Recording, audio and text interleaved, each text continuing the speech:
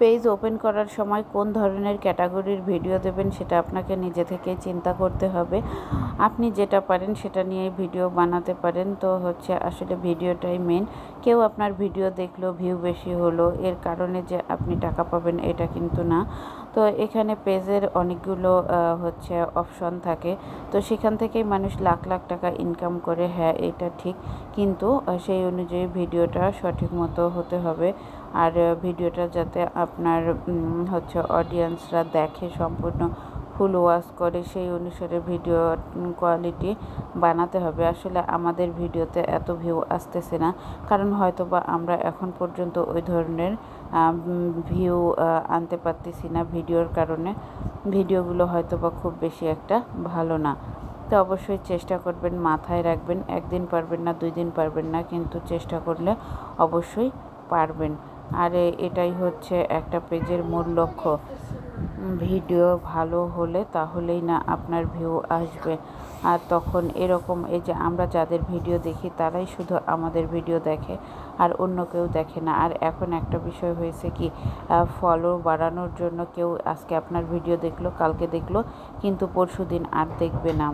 তো সেই কারণে বলতেছি যে ভিডিওতে ভিউ আনতে হলে অবশ্যই ভিডিও কোয়ালিটি খুব বেশি ভালো করতে হবে, তাহলে এমনিতেই ভিউজ চলে আসবে।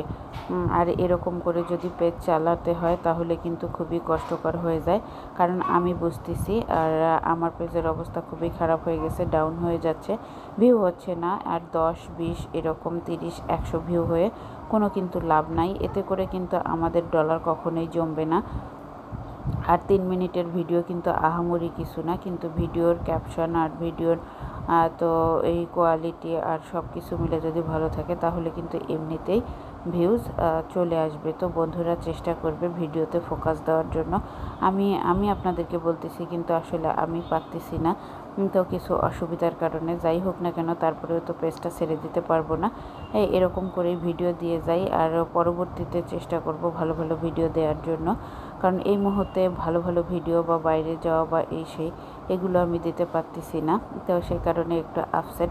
তো সবাই পাশে থেকো। যাই হোক, আমার কথা ও কাজে যদি ভালো লাগে অবশ্যই লাইক, কমেন্ট অ্যান্ড শেয়ার করে পাশে থাকবে। আর দেখো বন্ধুরা, তোমাদের সাথে কথা বলতে বলতে তো এই মাছের চচ্চড়িটা আমি মাখে তুলে দিলাম। তো এটা এখন রান্নাও মোটামুটি হয়ে গেছে। আর আজকে এই পর্যন্ত, দেখা হবে নেক্সট কোনো ভিডিওতে। তো সবাই ভালো থাকবে, সুস্থ থাকবে, আমার জন্য দোয়া করবে। আর এই পেজ থেকে আদৌ আমি কিছু করতে পারবো কি না আমি সত্যিই কিছু জানি না, কিন্তু তারপরেও হাল ছাড়বো না, দেখি শেষ পর্যন্ত কি হয়। তো সেই আশায় স্বপ্ন দেখে যাচ্ছি, আসলে তারপর বাকিটা